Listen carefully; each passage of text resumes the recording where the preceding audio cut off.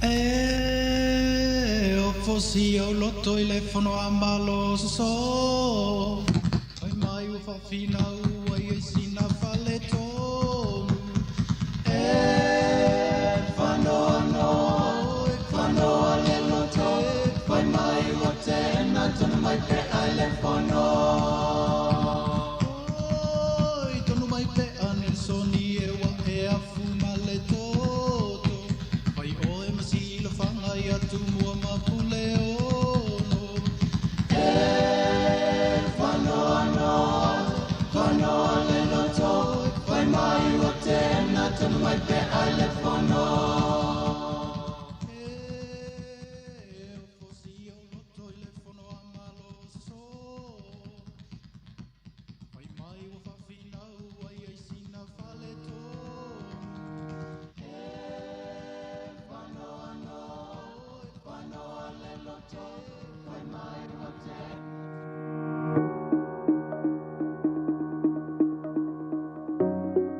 Talofa and welcome to Editor's Choice.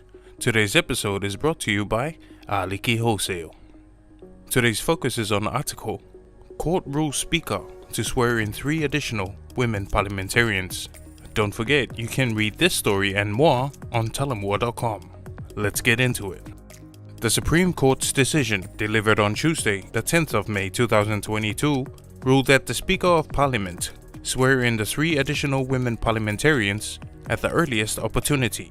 The 3 women MPs are Ali Mulinu'u and Fa'angasiali'i sa Apia of the Human Rights Protection Party (HRPP) and To'omata Noraleota of the Fatotua Letua Samoa Watashi FAST Party.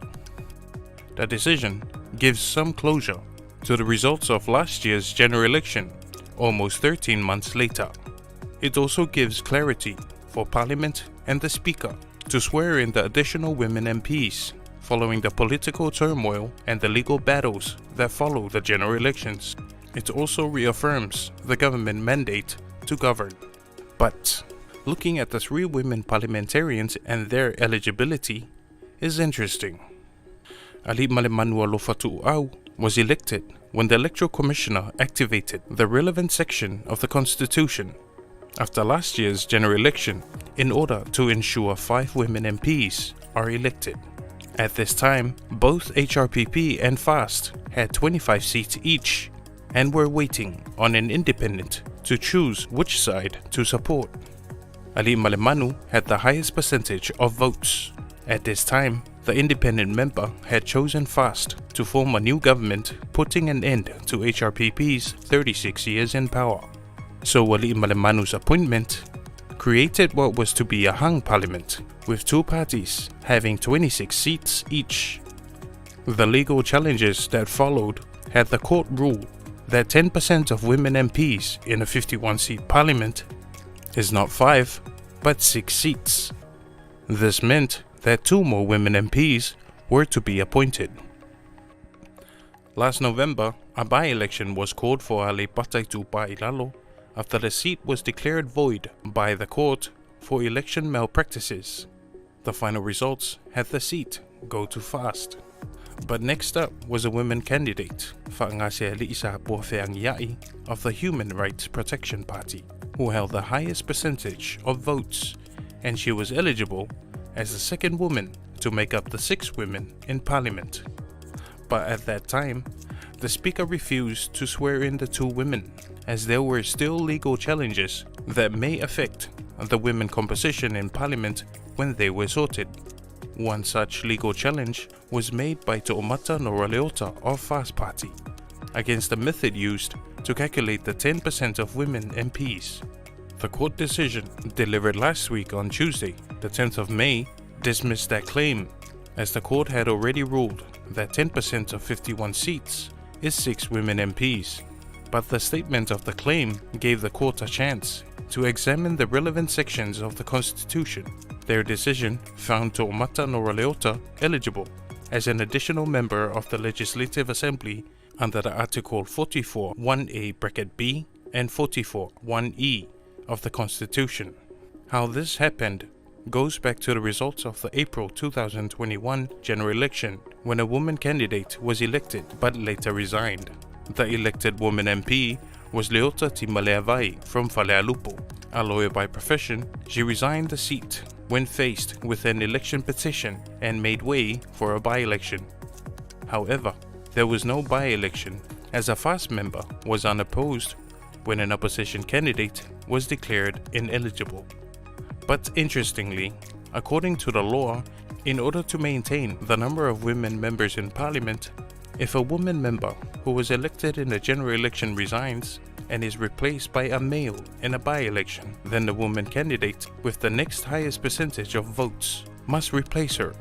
So this is how To'omata Nora Leota was eligible as an additional member of the Legislative Assembly under Article 44(1)(a)(b) and 44(1)(e) of the Constitution. She simply replaced Leota Malae by virtue of those articles of the Constitution.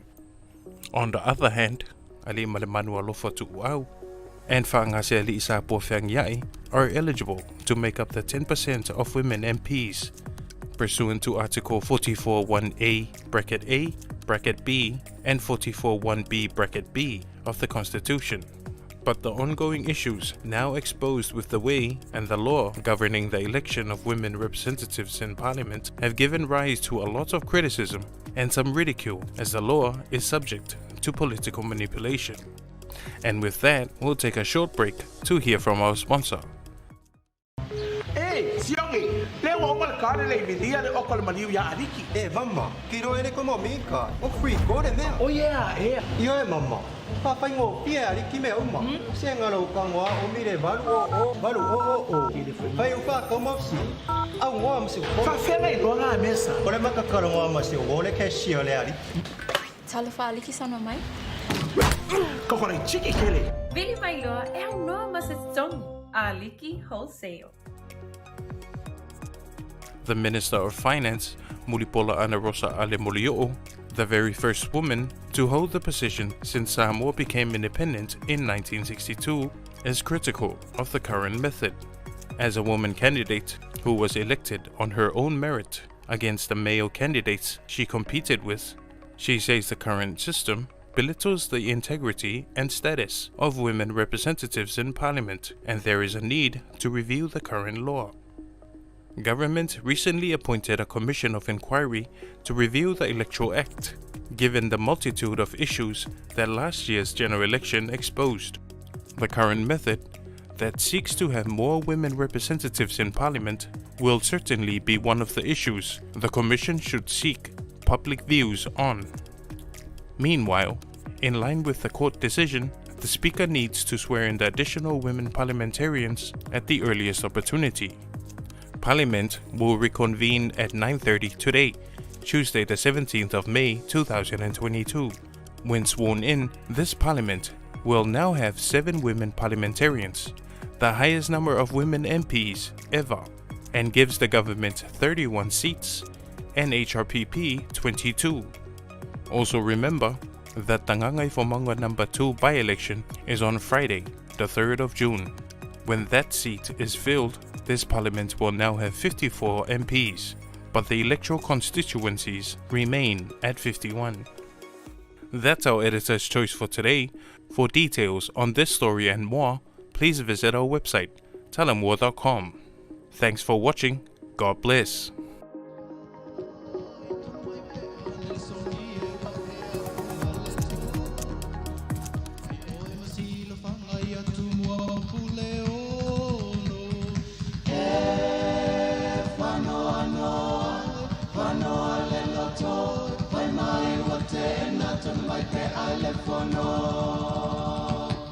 Itangi tangi whano, kai pule mama le toa, watia I Samoa, ia tui Malae New Zealand.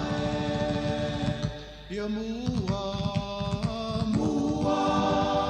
mo pe ia whanu male au te mai suswea mua.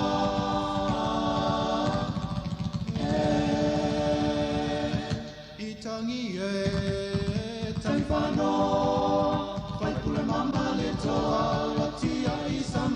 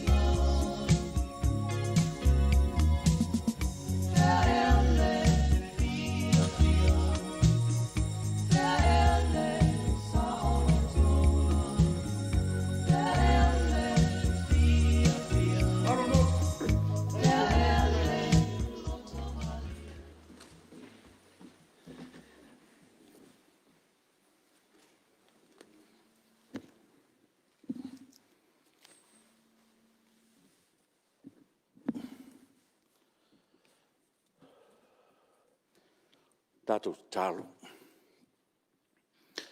Le atua mamanae. O e lava o le mata isau, me umalama le langi ma le neila lo langi. O au fofuanga pa ia ma ngā ruenga mamana. Na e whaasisini na ai lau tangata na e whaia e lofa atusa pa ia. Na e loa ola mo lau fio mo lau fina ngalo. Le ngangana na whaafitai le atua o lo mātu ta mai ni tai au fau. O e tai manuia mai le soifua o lau Palemene. I le nei tai au fau ma le nei aso fau. Vi ia lava lau fio mo lau anga le leita mai lau pule wha soifua. I le tele o tiu te mawhaiva ma ngā ruenga lo ngalo lue ai. Le lava wa te manuia mai lo latu soifua. I le nei aso fau. Ia ua lava mātou tiu te ma ngā ruenga e pēna te tofi mātou te ngalo lue ai. Whaftai fwoi te mai. I le tapua inga si o mātou tuno. Mai lava i o na ao se i o na iu. Whaftai lo walofa ma lo wanga le lei le li ie. Whaftai fwoi nei tai ao. Ne fwoi tai ao mātou whero i ai manisi. O au na sui whitwhilia. Ia o mātou mafuta nei tai ao. Sa mātou whaatari lava i lo fina ngalo. Lewa e tali whaaliali. Ma wa o maia i la tau nei tai ao fau. Ia o le vi inga sili e fwoi pēr ia te oele li ie. Wa te whaia pēr mea si te sili mo i mātou lo mātou ta mai. Mātou ta tālo le li ie. Ia fio maia lo nganga pa ia. Ina se tai tō roina lo mātou le ato atoa. A wao mātou tiute ma whaiwa le nei aso le li ie lo mātou ta mai. Whamanuia lau Palemene. Whamanuia fo le tapo inga si o mātou atuno. Mai lava i ona maunga te tele. Si eo o se o pito i titi le li ie. Whamanuia fo i sui o whilwhilia mo le nei aso. Mo i la tau le li ie. Whamanuia fo i nai o mātou ainga. O wō ma au mea mai o whaatasi mai. Nei aso. I o lātou tiute ma whaiwa le li ie. Whamanuia fo i. Whaurulunga o mtanga ruenga. Ua lātou ngā ruenga whai. Ia ua lava le tautuaina o lo mālo le li ie. E le ato toa lava lau Palemene ta mai. Iai lava o mātou whale tonu mo mātou le ato toa te le li ie. Ano mātou te talo. Wa pare maia. Ma e wha ngalo lau Palemene. E ala lava ia Yesu Keriso lo mātou li mo mātou whaolo. Amene.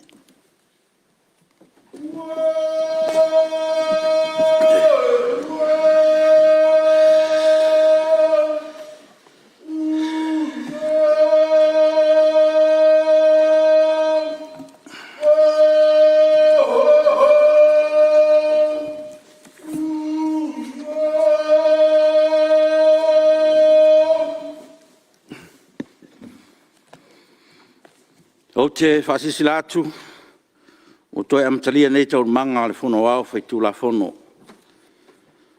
Tosi wha maonia o le whilwhilia. Tu sai mar whai upu whāsu mar whā, pui tasi, pui a, o le wha vai al malo tuto tasi o Samoa, tasi iwa o no o. Mai a inga o le whai upu varsu whā, pui lua tū la whono, o whai ngā pālota lua o ta siva. O au, tui maleri whano, wa le toa swalau vile lua. Ao le malo, ua tui nā tuai, nei le tusi wha maonia. O le whilwhilia, o le o tā ua, o le suafa i nei, e a vea masuis fono o le Palemene o le malo tuto tasi o Samoa. Ala tau e sifo, a li male manu, moti, mo moe mausu, a lofa tu au. Tu inatu, lo nei lima i vailele, i nei aso luas furu a perila, lua o lua tasi. Sainia, tui maleli whano, vale toa, so ala vile lua, ao le malo.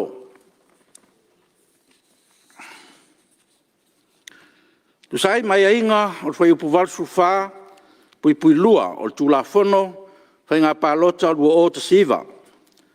O au, tui maleli whano, vale toa, so ala vile lua, ao le malo, ua tui nā tuai nei le tusi wha maonia, o le whilwhilia o le o tā ua lon suafa, i nei e a vea masui whono o le Palemene o le malo tuto tasi o Samoa, e a mata mai la songa fua, lua suluiva o Novema, lua o lua tasi, masui ai tusi wha maonia an sainia i le aso lava lea. Whaanga se alii, sa poa whengiai. Tui nātu, lo nei lima i vailele, I lene iaso tolsfuro Novema, lua o lua tasi. Sainia, tui mele li whano, wa le toa swala vile lua a o le malo. Le tu sai mai e ingon fai upu val su fa, pui lua, pui pi, o tu la fono fai ngā palota lu o te siva. O au, tui ma le rifano wa le toa swala vile lua a o le malo, ua tui nā tuai nei le tusifa maonia o le filifilia, o le sui tau vale nei a vea masu fono wha popo, o le fono au fai tu la fono, o le malo tu to tasi o Samoa, e tu sai ma le vaenga fasu fa, pui tasi a, pui pi, ma le fasu fa, pui tasi e, o le wha vai o le malo tu to tasi o Samoa, mai a mata wha maruina mai la so lulu, su tasi o me lua o lua, to mata nora leota, tu ina atu lo nei lima i vailele le nei aso sululua me lua o lua sainia tu me le fano vale toa so la vile lua a o malo fa tautoina o suis fon forward Palemene a le ia fio mai suis fon forward Palemene lumo lau mo tautonga o te vala awatu ina yo tutulai a o fai tawina tu la fono le titi o amio tau loa fa Palemene tu lai me tu fio le na swift tu la fono le titi o amio tau loa fa Palemene fa mtalanga fa moemoenga o na tafa yoi patino a suis fono umol Palemene o le tau sia leo tu langa o pito isili ona maua lunga o winga taualoa. E puipuia, ma whaatu mawina ai ma malu o Palemene, ma whai ai tau mawhinga uma, e whaatu mawina ai ai inga au tū o le whawai. O ai inga au tū o tā ua o whamoe moe tu ina ai ta iala, i mani tū langa i suis fono ta itasi o Palemene, e ta tau o na whaatino ai o la tu tiute, ma matafa ioi i se tū langa to atasi po o le au te lenga. O ai inga au tū, mua. Whamaoni le tunu'u, maona tangata. O suis fono uma e te tau on tau sia, ma tā upo le tau tonga o le loto whamaoni, i taimi uma, ma tau sia le mamalu, ma le alo ia o le malo tuto tasi o Samoa, ana whalapo tonga, maona tangata. Lua, whaalo i tū la fono. E te tau i suis fono uma, ona tau sia tū la fono Samoa, ma puipuia ai inga au tū o lo i tonu o le whawai. Tolu, whaaloalo i tangata uma.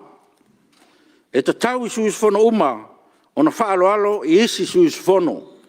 Tangata lau tele, ma ofisa mau tofi o le malo, whapea foi ma le ngalua i tūlanga ma malu, whamaoni, le le whai tū au, e mese le ami o tonu i taimi uma.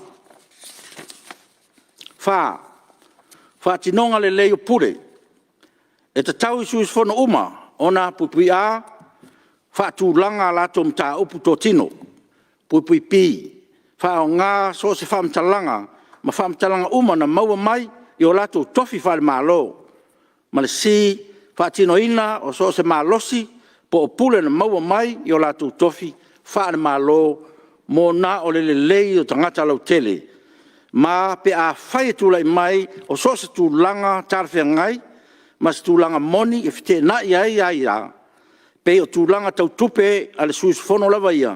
Tupe wha tūla fono, po se ai ia ale suis fono, e ta tau na mana mia, e wha sila ina atu, ma le whaia o so se la sanga, e ave ese ai sefte na inga, po le le au wai atu, i le nā whiutanga inga, tau pisinisi. Mana onga whapitoa mo minsta mais tangata lo umia tofi al malo, o suis fono uma lo umia tofi wa Palemene, o so se tu a inga o mana umia usta ia atu otoa, ai inga au tu e peon whamtalaina i lunga. Ma e le tau, i lalo so se tūlanga o na whaia o so se whai unga, po o tu ina atu se malosi, o so se tu a inga, po le alava, e tu sai se mta upu, o le a maua e suis fono, so se wha poponga, i ana meto tino, po se wha manuianga, whasalanga.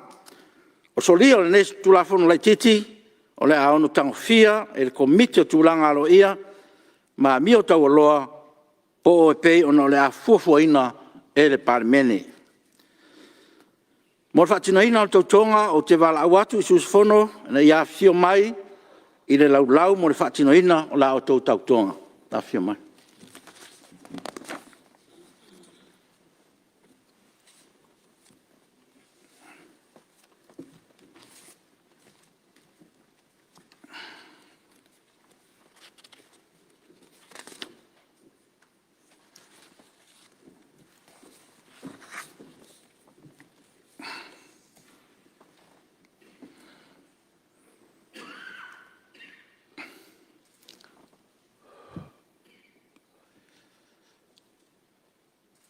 Ia tō whionga ia whaitau tautonga ma tau rau suafa.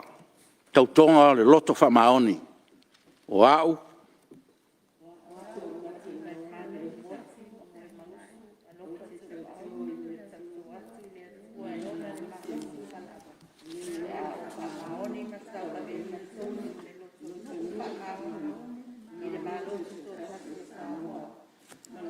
O whaasaunuuina ma le tatau wai, ma le whaamaoni, i o tiuti, e abe ai o se sui o sufono le Palemene o Samoa.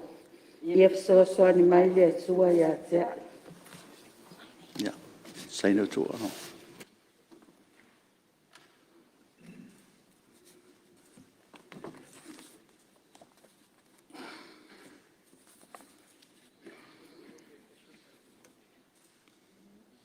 Ia, a whio atu i tōna whanga.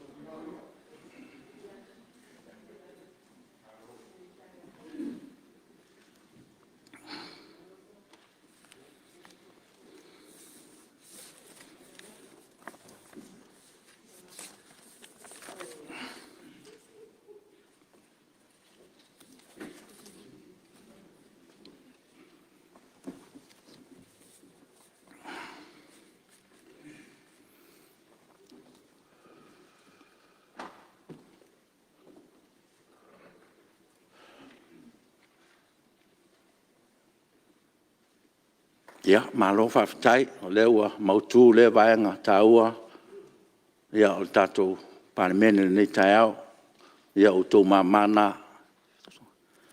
Tūrei melau whionga tamai tai Palemene.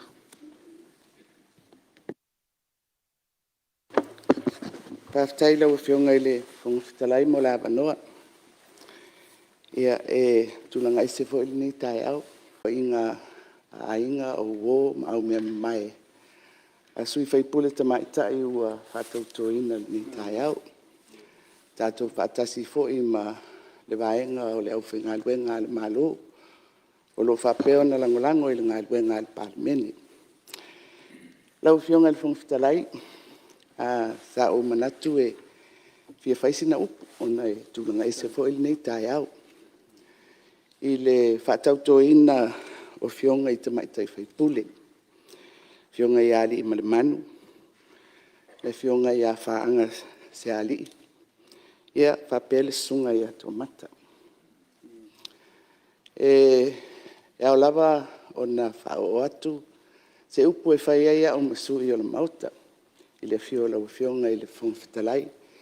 Tainane le nofo a tofi, i tū malo o sui whiriwhilia. Tātou te tofu langona le nganga whawhitai, ono ua taulau o le whaamoemoe, e whaatoa ma whaamaliaina le tū la fono, e tusa masui whiriwhilia mo le mauta o Samoa. Ai mai se le vaenga o lo tautalangia, le whaamautuina o sui te maitai I te tonu o le mauta. O le tātou te iloa e le I whaingofie, le tau wasa mai o nei sui. Ma wawea fo I le vaenga o le tūla whono ua langalanga ai upu whono. Ina ia whamauti noa le leo o lea I tū vai o le tunu I tu tonu o upu whai. Mai o te moli atu ai le whamalo ia tō o fionga I te maitai whaipule filifilia. Malo le tau atai, ia malo fo I le onsa. A le ua tuta lo tau sa a fio maia, tala mai au, tātou ngā lulue whaatasi, a wā se manuia o le tātou watunu. Lau fionga I le whongwhitalai. O le tūlai mai o te maitai nei o le fionga iari manu e le fōu mauta. Sa tūlai mai o ia I le nofua inga taluai. Masa ia tau aveina fo I se tasi o tofi tāua I te tono o le Palemene.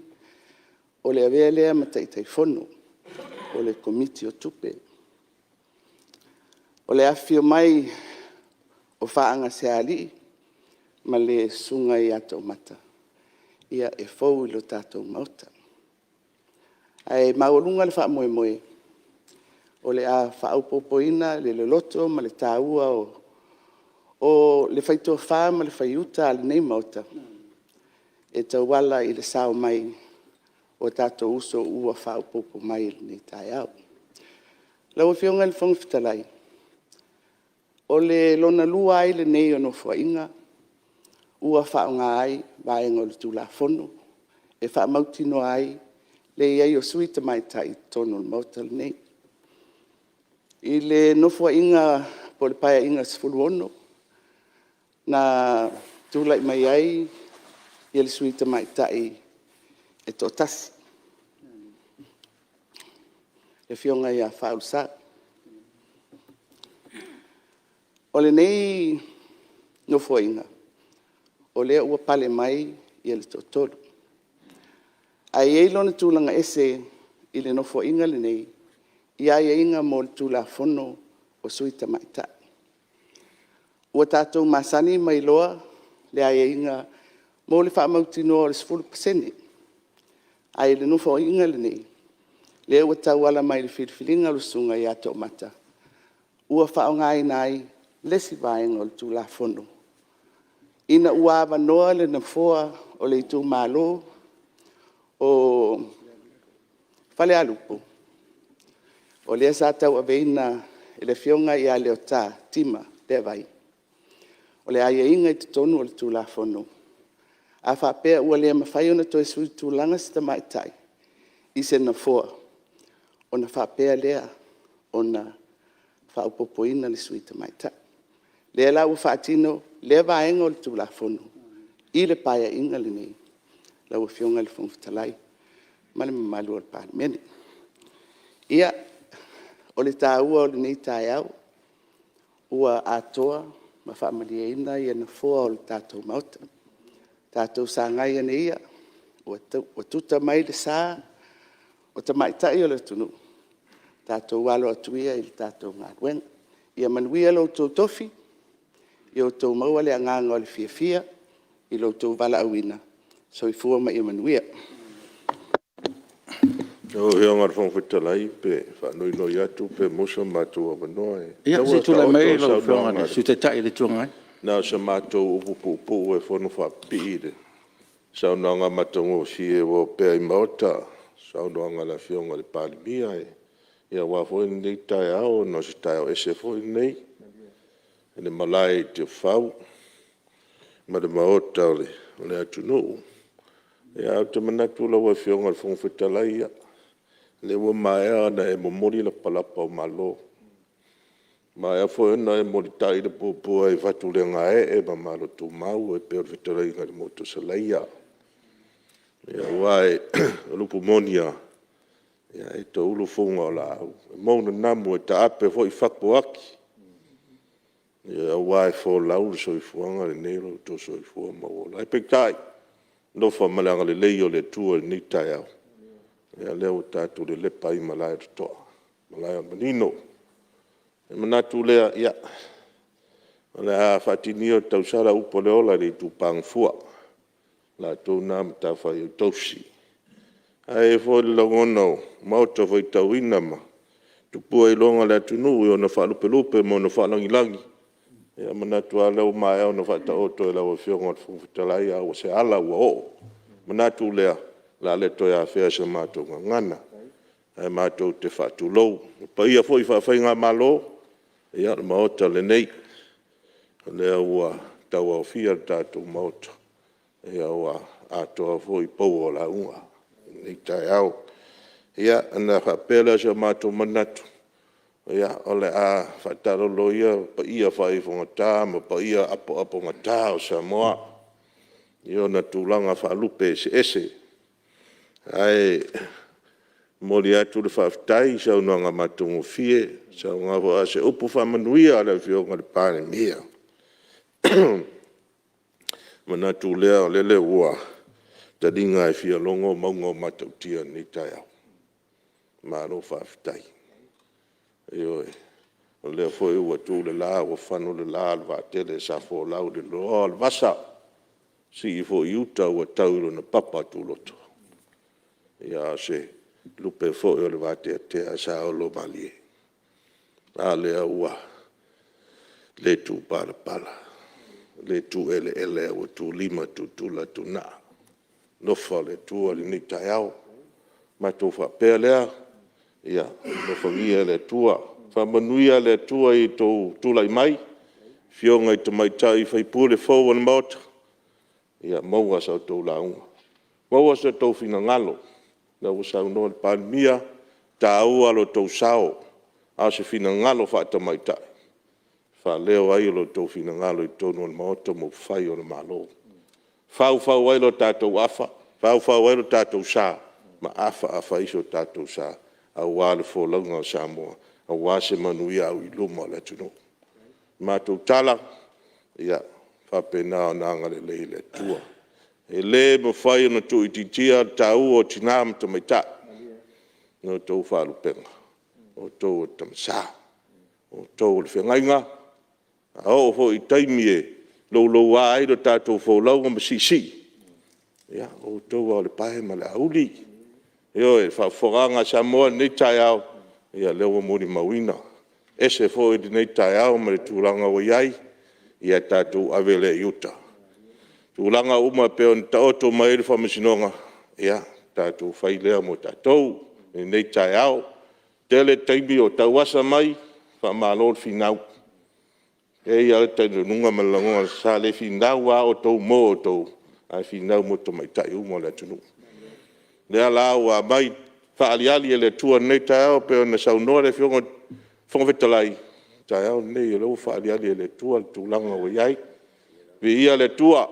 Ia vi ia lava o inu. Mai tō whamitalanga anga le leila tua nei aso. Maua le tō whaala o whionga whongawhetalai. Mo fo le tō whare whionga le Palemene ma lai tū la inga kāpeneta. Ia, whapena foi nei tū al bauta, mātou marolo atu, le alofa o le tua. Ua whamalo malele, malo foi tanoa i lau whionga le Palemene, lau whionga te tai o malo, te tai foi leo le maota. O le foi o tari foi tau le whionga le su te tai o le tua ngai. Ia, te tono o leo whetau i whola le nei tai au. Ua watu fo i whamanuianga, a le maota o le Palemene, le malo, ma le maota ato le Palemene i tō whionga. Ia, o le whamanuianga fo i nāna fōa. O tō mā nā sanga iane, ua tō tiutem tō whinga. Ia, tātou whamoe le tua me umo leo, whamanui atu, tātou Palemene. Ia, o tūranga alo ia nā o tātou sauninga, pion tātou i nei tai au. Ia, ai, o le a watu se ufa wheloa i le maota, o e na fōa, i ona whaawai fōleo ngā ruenga le maota.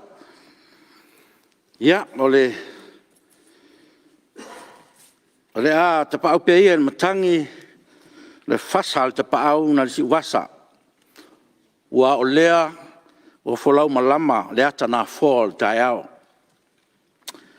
Ua na nati a paisina fōi, le a au mamao, i le so ngā tai ula. Ina ua sola le nutu tai, e langa maunga tani malama o le tai ao. E ei foi manatu.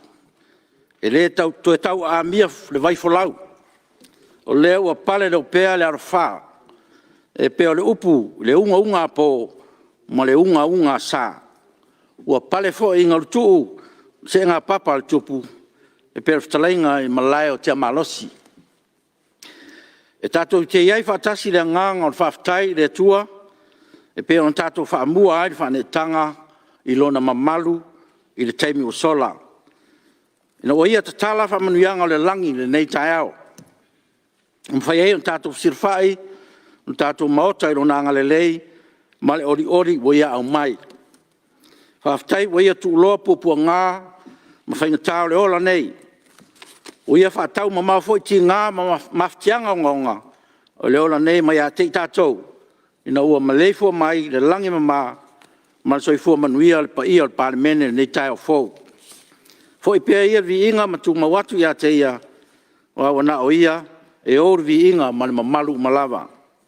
O te rofo alofa atu, whatalofa atu pa ia le Palemene nei tai au. Ne fio lau fionga le tai o le malo, lau fionga le mai tai Palemia, fio lau fionga le sui Palemia, a fio to fionga i minsta o kapeneta, whapea foi a to fionga i minsta lango. Fio lau fionga le sui tai le tuangai, meise sui mamalu uma o le Palemene, ma alor soi fua ma le lange mama. Whatalofa atu foi pa ia maulunga o le tatu atunu, o mawhai ono tatu whatasi le mautafono o le Palemene le nei tai ao. E le tau mate, o le pa ia i ainga, o ma au mea mamae o fionga i susufono sa whatau tō i le nei tai ao. Le pa ia whalangia o i tu malo e fia, o pa ia le to e tau tupu eina, o le pa ati e le solo i senga ngana. A mamalu fo e tu mau e o e whawawau. E whatalofa atu lau Palemene nei tai ao.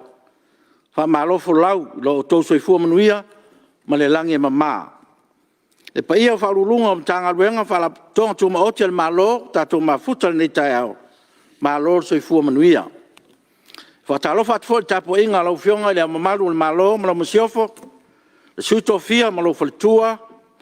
Le whamsina sili ma le mamalu al whamsinonga. Ua whamalo soi fua manuia i le nei tai au fou. Sa moe lau tapo inga, le a fua mai tumutumu maunga whaitawina, sa ia pa ia se au pito i titi, o mamalu e le ai se vave na toto ese.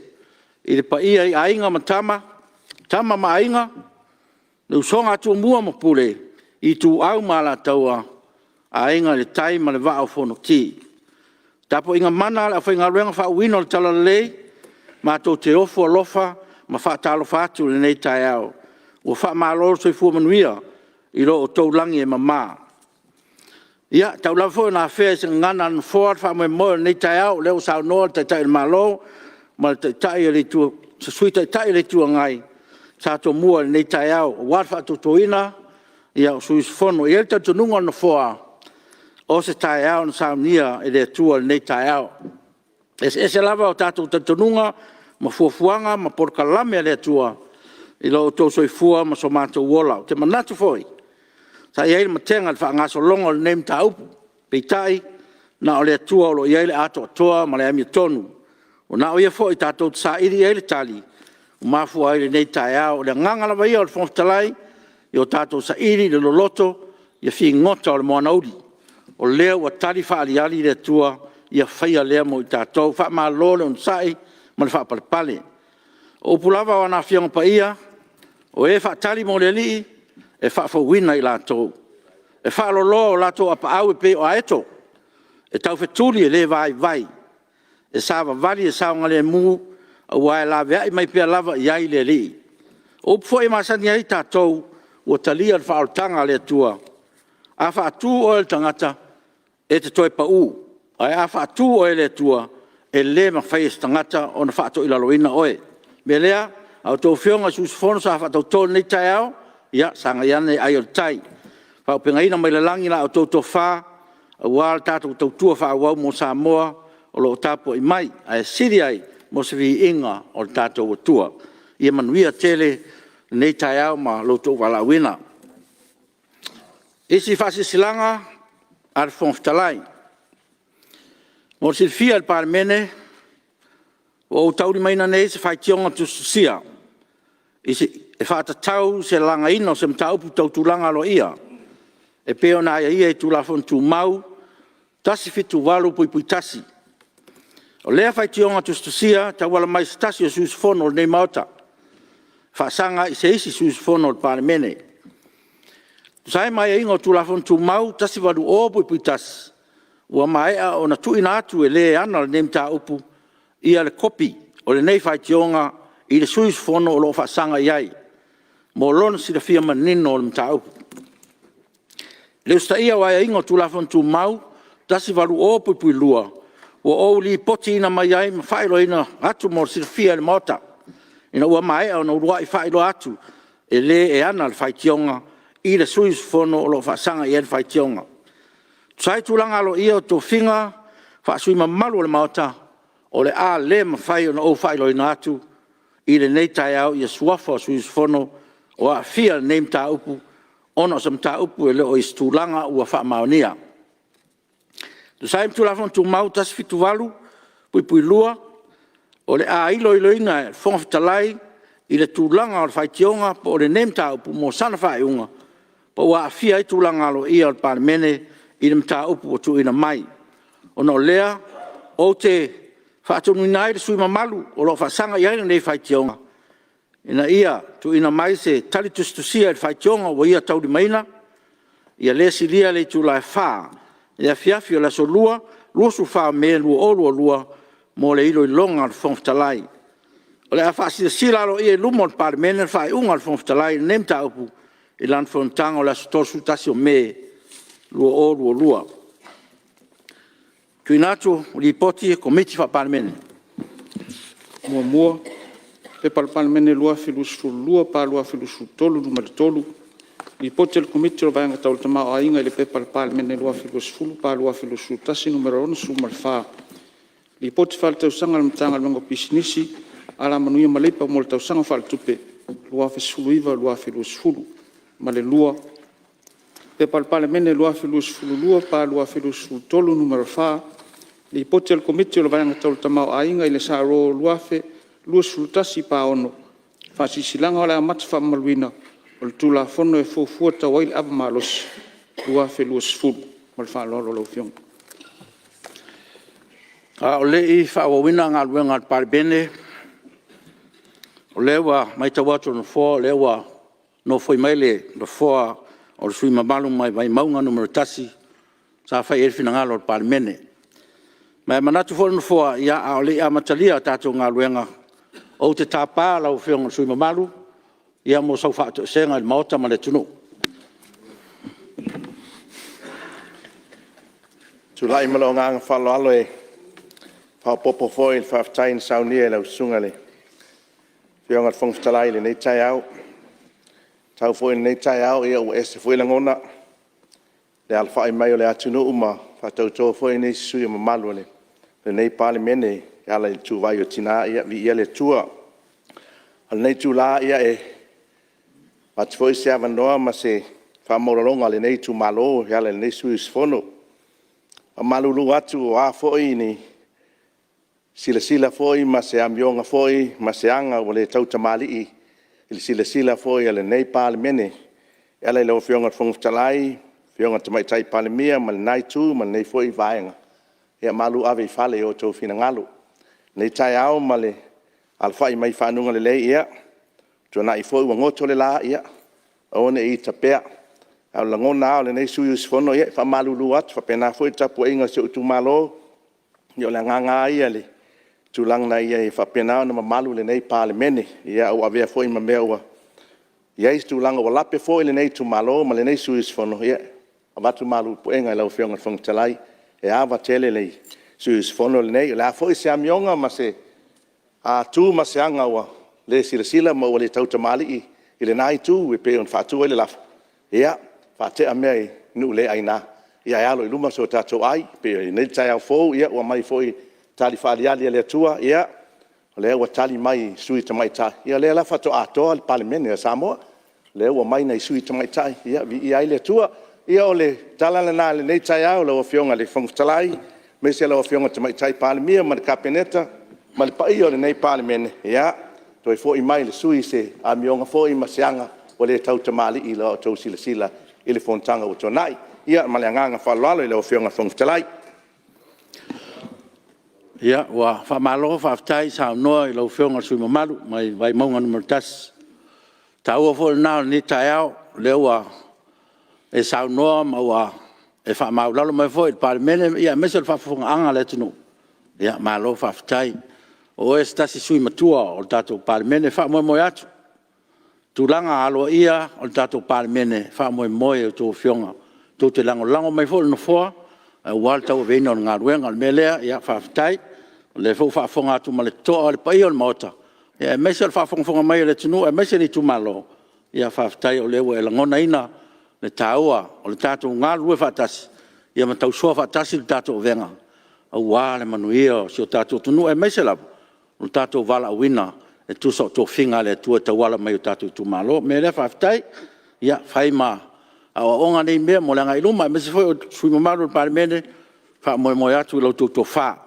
Nei wha pena o na maua pele, toa file muma, toa pele tai. Ia wa lava le fono mamalu o le tunu u tō fiei tātou, me lea, ia ma lo whaftai, whafonga Palemene, ia o ta tonu, ia o le fau o mangalo sui mamaru, tu sa foi o tūlanga sa iai, me lea, ia sanga iane, ai o tai, ia whafawina, lo soifua ngalue, ma lo soifua uauna, ia whawhawina ni tai au, ia ma whapena na whanga solo i pea le anga i lumo o tātou ngā ruenga. Lafo komiti o tūlangalo ia ma mi o tau loa. Tule mei lau whionga te teifono komiti o tūlangalo ia ma mi o tau loa, lau whionga mi statu e fumalo ina, ona po valasi. Tu maule mamalu mal pa ia lei mota e whauwhawai tu la fono a Samoa. Au au tūla i atu, le awa tele ma le whaalalo lau whionga le Fonotaga. Taluai e le mai ale lei lo i longa al komiti tau o tūlanga tau aloa ia ma mi o tau aloa. I le ngā luenga le tu ina mai e le nei fono au whai tūla fono. O te tūla i atu ai ma le whaalalo e whaatū le lafo e whapea. Mua, ina i atu sai ma ia inga o tūla fono tū mau, se lau ona skuluono pui lua. I tāo sanga ina ai se whaatangana le fono au whai tūla fono. Mo se teimi whaapopo e whaawawai i loilonga ale nei komiti. Lua, e taluai o le tāua tele o le mata upu o lo ilo ina i le nei komiti. O whaatatia e se ali tūla fono tū mau tolu se fulu pui lua. Ma avano ai le toe tāua au fia o le Palemene i le Aso Lua sulwha me lua afe lua. E te li poti mai ai le komiti o tūlanga lo ia ma mio tau loa. O le lafo le lofio. Faluaina e le whionga le sulpanemia, pa Palemene staff atu anga ma whainga whaiva. O siri para wha maunia lafo o ewhina ngalo e sao no mali oe. Au ese le ai. Ua manu malo le ioe.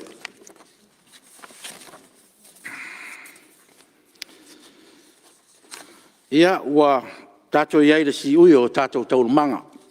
Ngā ruenga sa whatulanga mo nei aso. E fo le manatu se lao le leifo le nei e wha leo tuai pea. Se la ngona no foa. Ua o tato ngā ruenga e tau soa, tu lou le ngana. O las fono le nei, e leo au fia tato kalena o porkalame o fono le Palemene. Peitai, ono le lafo na wha maonia le tato mauta. Na ato whaila se fono le nei mo le toe li poti mai ai, o le komiti tūlanga alo ia, ma mio tau loa. I le mta upu tau tūlanga alo ia, e pēan whaatonu ina ai e le fono au, whai tūla fono. Lea na fonga alo ia o tātou maota i le lafo, na talo mai arita te fono ma le komiti. E sira fia uma foi o tō malu mafo anga utu, o le mai o i longa al komiti. O nei whaim tā upu, sa sira fia uma lava i la tō o a fia ai. Le tuina atu o le mta upu i le komiti, ma le taimi wha maonia le Palemene e toi li poti mai ai. O le whanono anga o le nofoa, o le lea mana ia o le mamaru o le Palemene.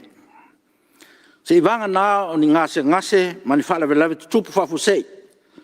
Ona fala vela vea lea o tato au wai ngā ruenga whai al Palemene. A oisi lava tuatuangia. E ta tau lava on wha mua lo tato wala awena. Sa le tau on tūlai mai nei whawhita auri. E meise e o loo mana o mia komiti mo lato mta upu pe na iei luma o komiti. O leo toi tolpo ngā ruenga al Palemene. Ia, la ngona I lava le whano noa. A sir fia le tātou maota, ia tū mau le mamalu o le Palemene. Alo lofa, sui mamalu, ia tau tū nā o tātou wala wina. O lo talo mtapo I mai le tunu mo lana Palemene. O nās whamanatu mo le leifa ngā solo tātou ngā ruenga, ia ai ua whamalo le usfono nei Tiafau, I le paia o le Palemene. Samoa malau tapo inga, ia o tūlanga whaalupe le peina, whamalo whawhitai. Manuia lava la whaiva lau Palemene o no le mana o la o tau tapo inga. Whamangalo singa ngana o sala lau Palemene nei aso, anga le leile atua si o tato tunu, e fuafuanga o tutoe nei aso. Pe ata tala rafida li pa i o maota, ia mua au mumuni au le li, I le afi o atu.